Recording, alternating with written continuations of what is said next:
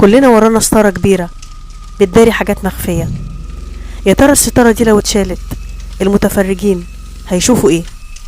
الكواليس هي مكان على المسرح ما بيشوفوش المتفرج، وحياتنا فيها كواليس كتير، فيها خفايا كتير. كلنا عندنا كواليس مخفية محدش يعرفها غيرنا، مدفونة في نفسنا.